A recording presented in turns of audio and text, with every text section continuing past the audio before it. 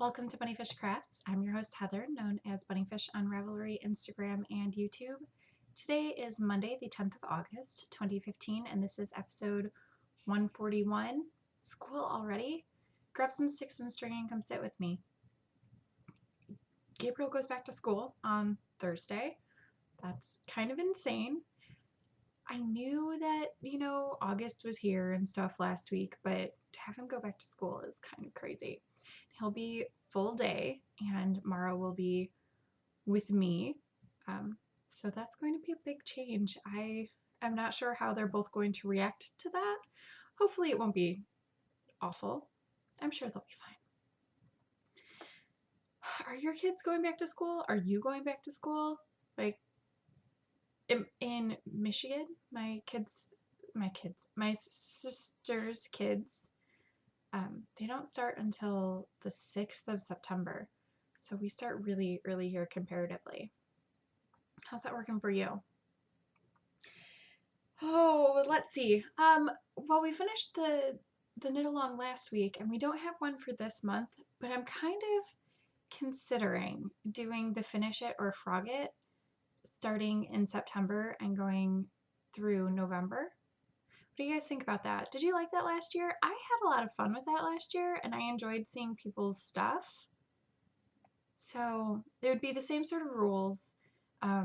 If you picked up a whip from before the time of the knit along, then you could have 2 entries. And then if you finish something new during the time of the knit along, that would be 1 entry, and frogging something would be 1 entry. And you could use the yarn from something you frogged to make something new. So that's like the baseline of the knit along idea. Would you be interested in that? Because that's what I'm thinking of doing. But if people are like, no, then I'll figure out something else. I didn't finish anything this week, but I made progress on a lot of things. I did spinning, eventide, a little bit on the eventide colorway from the Painted Tiger, a little bit of the Mirla Fiber Art Bat, and a decent amount of progress on the Jaws colorway. I mean, it's not a lot. I think I made it through 2 color blocks maybe, which isn't a lot, but it is enough to show you because last week I had only done 5 minutes. I really need to get working on this if I want to have this finished by the end of the month. Really need to focus. It'll happen. It'll be fine. I'm only a third of the way through the month, and just, yeah. That's the first ply of the 2-ply fractal that I'm doing. Not so hot on that so far, but I'll get there. I worked on zipper hexagon socks a little bit. I put on a few hexagons. I don't know. I'm almost finished with the foot. I have 2 more hexagons to put on. I've started one of those 2. 2 more to put on, and then the heel. 1 round for the leg, the cuff, and the toes of both, and these socks will be finished. I could finish these. I could have had these finished if I had really worked on them. I'm just not, I don't know, I'm not. I love the pattern. I think the yarn is just kicking my butt because it's got that yellow and orange section, which I see is coming up very shortly through the cake. I don't know if you can see that, but I see that that's coming up, and the this yarn, which is an unknown D-stash yarn, is one of those yarns that has the plies around a nylon core, and sometimes the nylon gets stretched out and the yarn gets bunched up, and then I have to figure out how to unbunch the yarn in such a way that it doesn't make a huge bump in the knitting, and it's too much fiddling with this project, I think, is my problem. I have to fiddle with the yarn. See, you can see right here how it's kind of kinking up a little, and it's kind of bunching up right there, and it's not smooth, and it's a lot of fiddling with this project.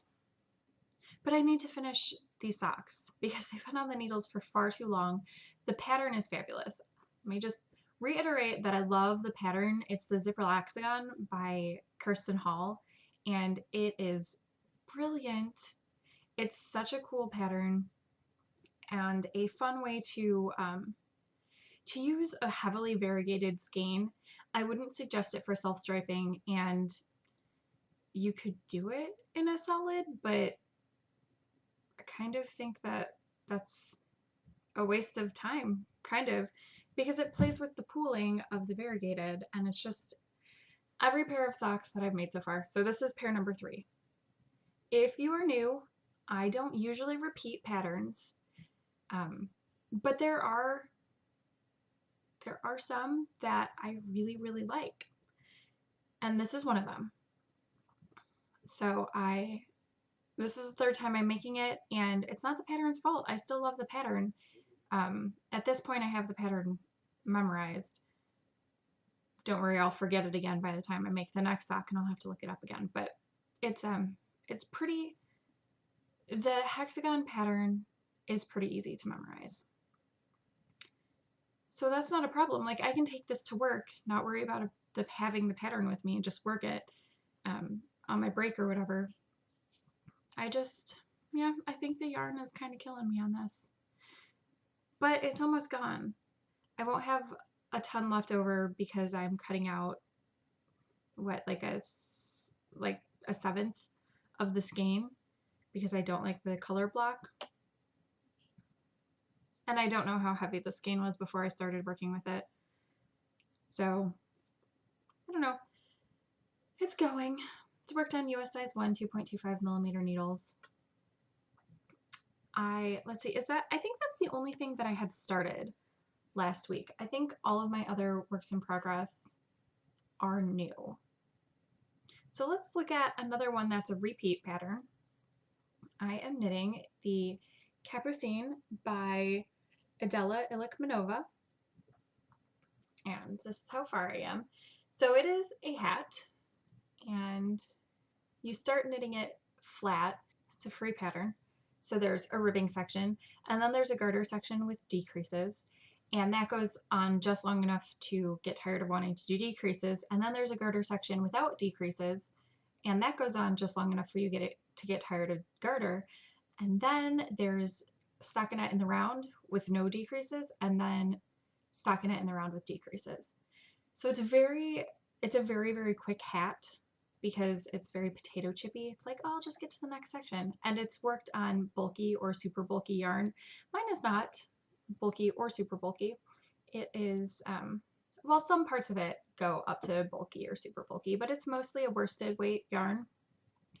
I went down a needle size to a 7, but instead of working the stitch count for the super bulky, I'm working the stitch count for the bulky. No, I'm working the stitch count for the super bulky instead of the bulky on a size 7 needles, which is 4.5 millimeters, which is smaller than a recommended needle size, and it's coming out about this big.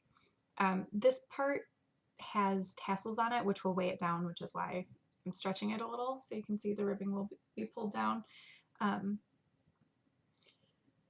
the pattern also has a pom-pom in the pattern. I don't know how I feel about pom-poms. I might make it, I might not. I didn't make it on the last one that I made. Did I say that this is hand spun? Because this is hand spun from the fiber that Jenna sent me, which I believe was an alpaca wool blend. And it is just so pretty. It's silvery brown, and I love knitting with it. And the yarn is kind of an art yarn, boucle sort of thing. I went thicker on one end and thinner on the other, and then applied the 2 ends together. And this should be finished by next week, so you can see it in all of its prettiness. I really, really like this knit, and I like it so much that I'm making it a 2nd time, and I'll probably make a 3rd one because I like it so much. It's such a fun pattern and so easy and kind of mindless, which is nice because nothing else that I'm working on is mindless. I mean, the Zipper Laxagon's kind of mindless, but I do have to count and I do have to remember what row I'm on. So the other 2 things I started are not very impressive because they're both in the very beginning stages. So that mitts pattern that I am designing is now to test knitters, yay. And I need a sample for photos because I sent one pair off and I lost the other pair. And I have photos of the first pair that I made, but I didn't take photos of the pair that I sent to Allison, which fail. So I need another pair that I will actually use for my pattern photos. And Jennifer from Daisy Knits was kind enough to give me this yarn. That's kind of true to color. It's the Hardy 2.0 base from Daisy Knits, and it is the Robin's Egg colorway. So it'll be perfect for what I want to show you. Okay, that's decent color representation. It's dark-ish in here now, but it's overcast day, and you know how the lighting is always awkward on overcast days. So this is what the yarn looks like. It's such a pretty gray-blue soft color. So pretty. And I'm excited to make those mitts out of that. And this is probably the best showing of the mitts that you're going to get until the pattern releases, because, you know, I don't want to show the mitts on here. But then I'll be able to show you the full mitts instead of just pictures. And the other thing I started is another sample knit for Leading Men Fiber Arts. This is the pattern Thank You Sarah by Heidi Nick, and I am on the cuff. And I think that I'm like a third of the way through the cuff, maybe. It's a long cuff, which is fine. This pattern is going to be, it's a really pretty pattern. It's a sock pattern that has cable detail down the front and lots of cable detail down the front. But it's worked in twisted, all of the non-purl stitches are twisted knits. So that's going to take a little extra time. It'll be fine. It's just, you know, twisted ribbing takes me longer than regular ribbing because I have to twist all of the stitches. If I were cool like Haley, that would just be my normal knitting because she always twists her knitting, but I don't. So it's just barely started. The yarn is Leading Men Fiber Arts sock base. I don't remember. Whatever the superwash and nylon base is. I think it's probably says on the pattern. Let's see. Showstopper. It does say on the pattern. And this is the colorway Sprightly Endeavors. So it's green and it kind of has flecks of color on it, which are lovely. They're blue and yeah, just little flecks of blue. Very, very pretty.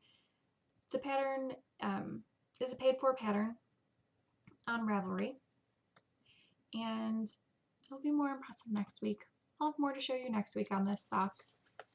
Hopefully I will have made significant progress on the leg. I would like to be done with the leg by next week, but I don't know how realistic that is because twisted stitches a lot. So we'll see how that goes. I can't believe that I'm almost finished with my podcast already. It's only 15 minutes in. I made Barn Raising Square number 36. So here is number 36. It is the orange yarn that Carrie sent me. And because 36 is a square number, I forgot a work in progress. It's okay, I'll finish talking about this. Because 36 is a square number, you guys get to see the photo this week. So I forgot 2 works in progress. I don't know where my brain is at. And they were sitting right in front of me. My knitting group is making the Frankenstein socks by the Czarina of Socks, and we were supposed to trade off. This past week was supposed to be a trade-off week. The week before was supposed to be a trade-off week, and neither of those weeks happened. I wasn't too sad about the week before because I had not finished, but I did finish my part for the first part of the trade-off. The yarn that I will be knitting my personal pair out of, and everyone will be knitting parts for mine, is some yarn that I hand-dyed with Gabriel. We used Kool-Aid and vinegar, and I talked a bunch about it several episodes ago. If I remember, I'll put the episode number at the bottom of the screen. That's what it looks like. We used fruit punch, orange, black cherry. I think those were the flavors that we used. And it still smells kind of like Kool-Aid and kind of like vinegar. It's 100% wool, non-superwash, because the Frankensteak pattern is a pattern where you make socks in 5 sections. It's designed to be a sheep to sock pattern. So 5 people knit on the sock and then you steek the pieces and graft them together. So everything goes really, really fast. I did the toes and heels. So you knit 4 little things, 2 toes and 2 heels, all at the same time. And it looks like this little cool thing. It was very, very fast. I really like this pattern and will probably someday make it again when I have non-superwash sock wool, but I would have to find a recipient who would hand wash their socks because I don't want more than 1 pair, because then I'd have 2 pair unless this one dies, and then I would make another pair for myself. Not that I have a problem having the same pair of socks, or theoretically would have a problem. I just don't want to make the same pair for me twice. Not when there are so many other cool patterns out there. But yeah, I get to steek these.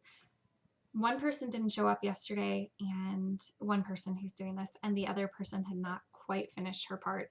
She finished the knitting part, but you do, for this part I didn't have to provisionally cast on or bind off, but for a lot of the parts you provisionally cast on and bind off, and she got through everything but the bind off. So we didn't end up switching yarn, so I still have mine. But next week I will have a new yarn to work with. I just won't have started by the next podcast probably. But yeah, toes and heels. Very cool, very, very cool pattern. It's a paid for pattern. I love the idea of it, and I can't wait to show you once we start cutting into our yarn. It's kind of scary, but kind of awesome. My other work in progress is the rag rug that I started a while ago, and then Haley and I worked on a lot last week, and Haley definitely spurred me on to work on it because she left and I was like, oh yeah, I'll get to it eventually. My dog is whining at my door. I'm sorry if that's bothersome for you. She did a lot of the crocheting on it, and then I had to put together the piles of pink fabric. I think I put those in so you could see them last week, and I didn't put them together, and I didn't put them together, I didn't put them together, and then last night I was chatting with Haley, and I had been slowly adding them to the ball, but last night I was like, okay, this needs to be done. I need to wind them into a ball so I can crochet them in. So I did. I wound all the pink pieces into a ball, and then I crocheted the entire pink ball onto the rag rag. And it gave me just under 4 full rounds of color. I had done a little bit of blue because I had found, I don't know, 12 strips of blue that hadn't been added to a ball. So I put those in, and last week I think I said I had a little bit of a blue ball and then a whole other blue ball. Apparently Haley worked the last bit of the blue in before we podcasted, and I just didn't realize. So the blue, I did a little bit of the blue, less than a round, probably less than a side, I can't remember. And then the pink, and it is really big. I don't know if I can get it into the frame all the way. No, I can't. Not with the way I'm sitting. Almost, but not quite. It's very big, but it's, you know, not big enough for my back porch. It's going to have to be 5 by 5, 6 by 6. It's going to have to be very big for that. So I'm going to hopefully this week add in that blue ball of fabric, and then I need to figure out fabric to add into this, because that might give me another 4 rounds on this, which won't make it a 5 by 5 square. But I have other comforters that are not in the best condition, so I'll just you know, rip those up and put them on there. I have one that's kind of yellow and orange and blue and green, maybe. I don't know. It's the comforter that my dad gave me when he gave me my bed frame when I was in high school. So it's getting a little raggedy. I'll probably pull that apart, use the stuffing for Hex Puffs, and use the fabric for this. But if I use that, I'm going to over dye it all with probably a blue dye, just so that it fits in better with the blanket and I don't have to look at yellow and orange so much. It'll be green and brown instead, which is totally acceptable. And also Mara, my daughter, she has a scissor habit, and she has put some holes in her sheets, so we have to replace those. And I will use her very pink sheets in this probably. That's my plan right now for how to get more fabric to make this rag rug.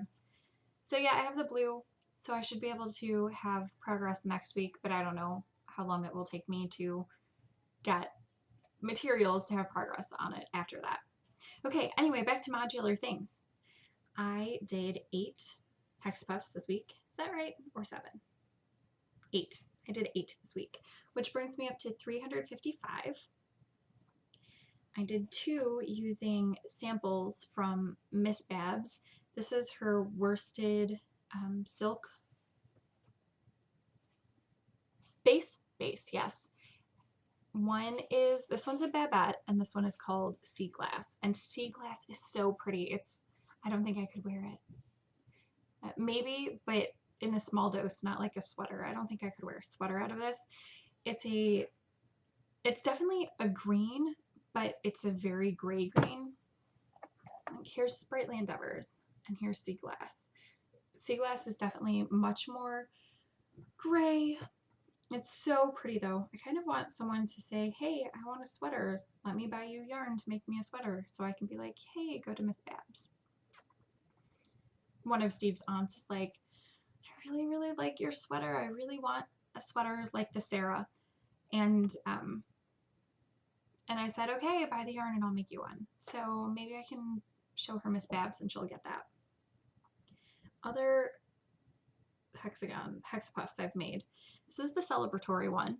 I didn't have a finished object this week, but a couple weeks ago I had a finished object that I didn't make a hexapuff for, so this is to make up for that. And this is using the yarn from Carrie. She made a hexapuff out of this, and this one is just a hexapuff that was knitted normally and then turned inside out before it was closed. So you see the purl bumps. I have a few hexapuffs made with yarn from the ZK, so here's one. And I think this one definitely has a pretty side. I like that side better than I like this side. I have this one.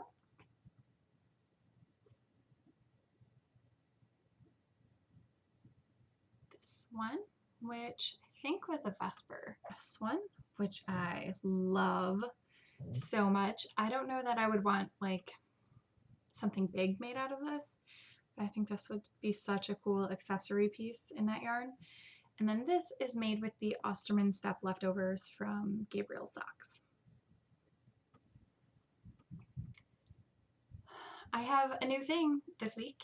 It is some yarn that I was at work and a customer had seen me knitting in the parking lot, because that's what I do before I go to work.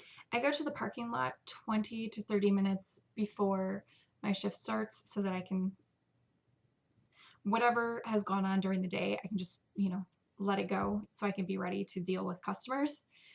And a customer saw me knitting, because that's what I do for those 20 to 30 minutes most of the time. Sometimes I write a letter to my sister, but usually I knit because I can just listen to an audiobook and let it go.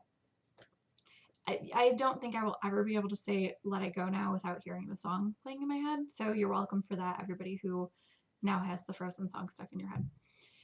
Anyway, I was talking to the customer, and one of the other cashiers said, oh, you knit? And I showed her the socks I was wearing, and she was like, oh, that's really cool. That was a couple weeks ago. And then 2 days ago, she said, "So could I commission a hat from you?" And I said, "Sure, that would be fine." So I picked up yarn for her yesterday. This is Premier Yarns Serenity Chunky in the Stormy colorway. I took pictures of 3 perspective yarns while I was at Joann's and sent her a photograph, and this is the one she picked. It'll go really fast because it's a hat and it's chunky yarn. I think that the pattern that I'm going to make is Shroom. It's a knitty pattern, but I haven't looked up on Ravelry any projects with this yarn to see how the yarn works up. So it'll probably be Shroom, but maybe not. There were some other chunky weight hats that I was looking at that I was interested in. But Shroom is a free pattern on Knitty. I think I already said that. Sorry, can you hear my children? They are being so loud. My door is closed and I can still hear them while they're downstairs. It's ridiculous. So what I'm reading this week, I am still reading Sever, and I am that far. I started writing a letter to my sister, and that's what I'm using as my bookmark. So anyway, my temporary bookmark, because I needed a bookmark last night right before I fell asleep. I'm reading Sever by Lauren DeStefano. It is the 3rd book in the Chemical Garden trilogy, and it's going pretty well. I'm enjoying it. Some characters from previous books that I didn't expect to see again resurfaced.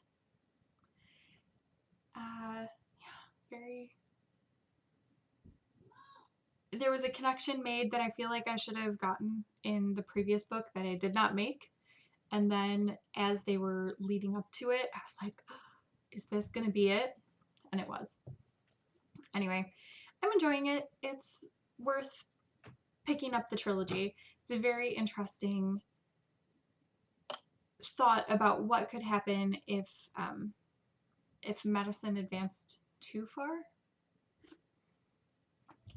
I also started and finished a book this week, and I feel like this is a book that people could be judgy about reading, but whatever. It's what I'm reading. I read Grey by E.L. James. I read the 50 Shades trilogy, I don't know, a long time ago. Possibly right before I started podcasting, or possibly while I was podcasting. I don't know. It was right around the time that I started podcasting, I think. And this is the first book, but told by a different character's point of view. Instead of being the girl's point of view in the relationship, it's from the guy's point of view. And I really, really, really like stories like that. When I was younger, I read, there's a series of books, and they were like flip style books. So you would read from the front cover to about halfway, and then you would flip the book over and read from the back cover halfway. And one side was the girl's version of the story, and one side was the guy's version of the story. It's very interesting because when the writers did it well, the characters had different voices. Like, they sounded different, their personality came through. And I read the 50 Shades trilogy, and I thought the first one was, I mean, it wasn't amazingly well written, but it was a pretty decent story. I don't remember my thoughts on the second one, but I really had serious issues with the third one. So if this was a 4th book in that series instead of the first book rewritten from a different perspective, I probably wouldn't have picked it up. But I couldn't resist.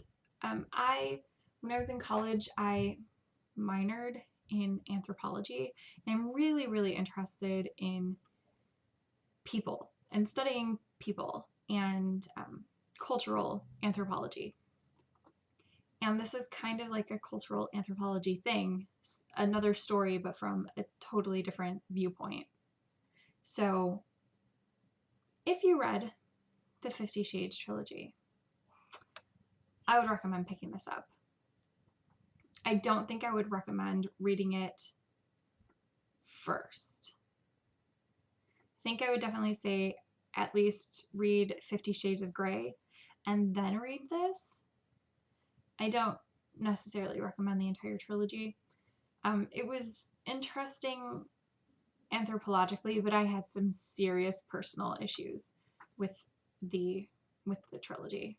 Not so much the first book, but definitely the third, and I can't remember the second, as I said. If the other two books are put into Christian Grey's perspective, I don't know if I will pick them up.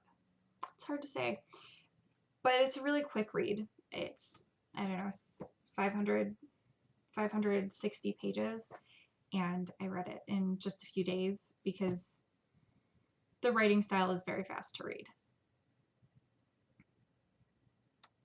It's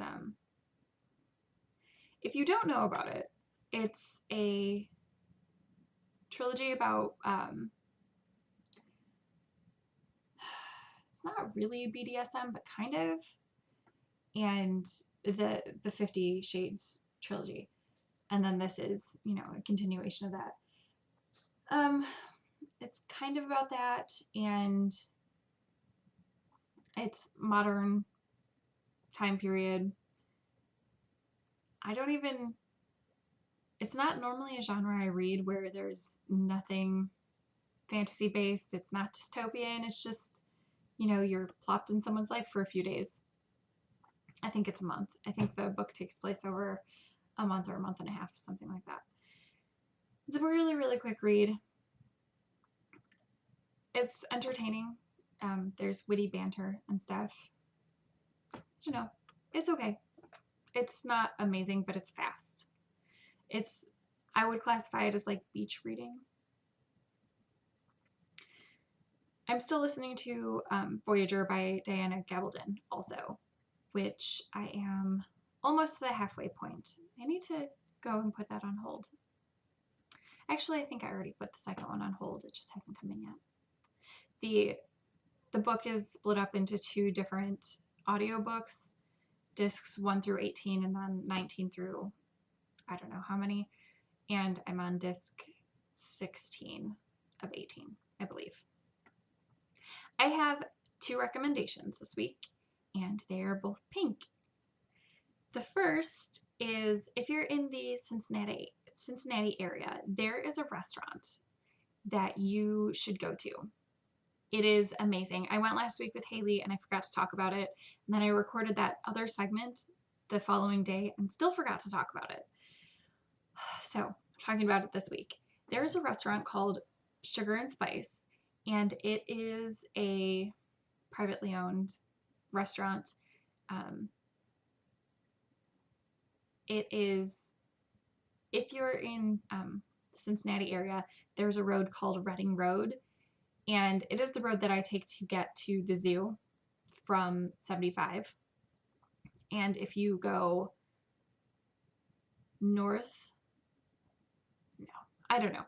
If you go away from 75 on Reading Road, it's very close, probably under 5 miles away from 75. They only serve breakfast and lunch, so I think they're open from like early to 3 p.m. I don't remember how early they're open. The building is bright, bright pink, and if you're heading up Reading Road away from 75, then it is on the left.